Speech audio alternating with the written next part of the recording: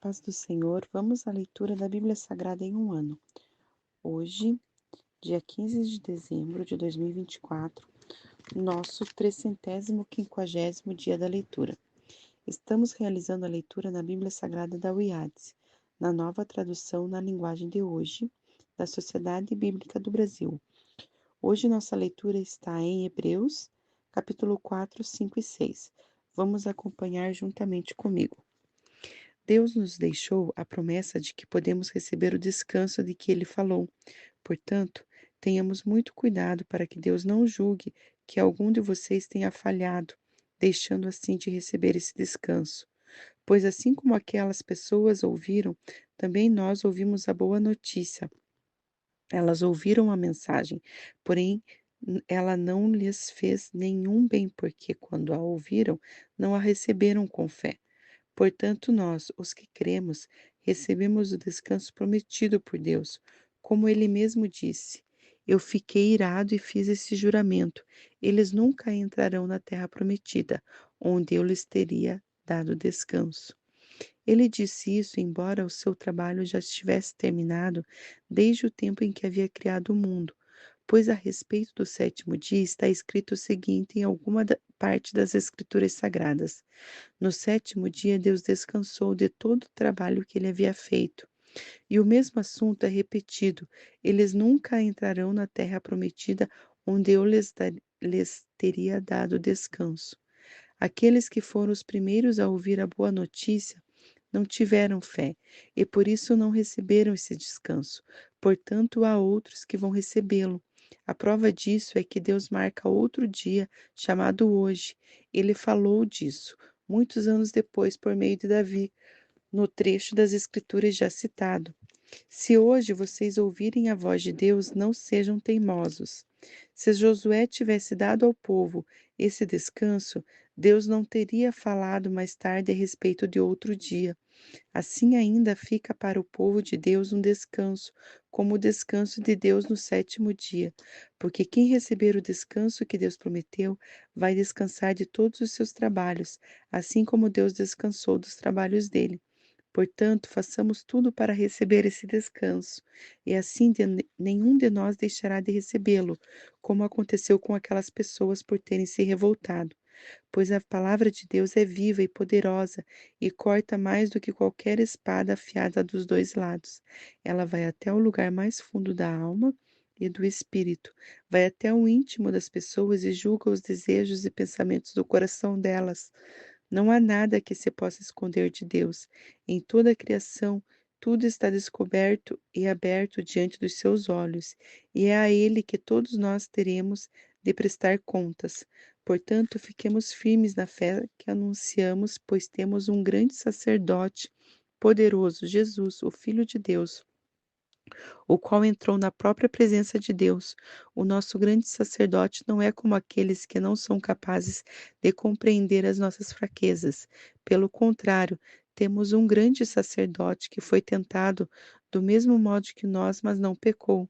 Por isso, tenhamos confiança e cheguemos perto do trono divino, onde está a graça de Deus. Ali receberemos misericórdia e encontraremos graça sempre que precisarmos de ajuda.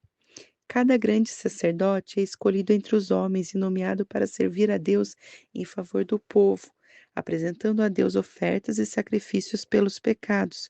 Como ele próprio tem as suas fraquezas, pode ter paciência com os ignorantes e com os que cometem erros. E porque ele mesmo é fraco, precisa oferecer sacrifícios não somente pelos pecados do povo, mas também pelos seus próprios pecados. Ninguém escolhe para si mesmo a honra de ser grande sacerdote. É somente pela vontade de Deus que um homem é chamado para ser grande sacerdote, como aconteceu com Arão. Assim também Cristo não tomou para si mesmo a honra de ser grande sacerdote. Foi Deus quem lhe deu essa honra, pois lhe disse: Você é o meu filho, hoje eu me tornei o seu pai. Em outro lugar das Escrituras Sagradas, ele também disse: Você será sacerdote para sempre, na ordem do sacerdócio de Melquisedeque. Durante sua vida aqui na terra, Cristo, em voz alta e com lágrimas, fez orações e súplicas a Deus. que o podia salvar da morte, e suas orações foram atendidas porque ele era dedicado a Deus. Embora fosse o Filho de Deus, ele aprendeu por meio dos seus sofrimentos a ser obediente, e depois de ser aperfeiçoado, ele se tornou a fonte da salvação eterna para todos os que lhe obedecem. E Deus o nomeou grande sacerdote na ordem do sacerdócio de Melquisedeque. Temos muito o que dizer a respeito desse assunto, mas porque vocês custam a entender as coisas, é difícil explicá-las. Depois de tanto tempo, vocês já deviam ser mestres, mas ainda precisam de alguém que lhes ensine as primeiras lições dos ensinamentos de Deus. Em vez de alimento sólido, vocês ainda precisam de leite. E quem precisa de leite ainda é criança e não tem nenhuma experiência para saber o que está certo ou errado. Porém, a comida dos adultos é sólida, pois eles, pela prática, sabem a diferença entre o que é bom e o que é mal. Assim, vamos em frente a fim de chegarmos ao ensinamento de adultos, deixando para trás as primeiras lições da mensagem de Cristo. Nós não vamos colocar de novo as bases dessa mensagem, isto é, a necessidade de abandonar uma vida inútil e de crer em Deus. O ensinamento a respeito dos batismos e da cerimônia de pôr as mãos sobre os cristãos e a ressurreição dos mortos e o julgamento eterno. Vamos em frente e, se Deus quiser, é isso que faremos. Como é que as pessoas que abandonaram a fé podem se arrepender de novo?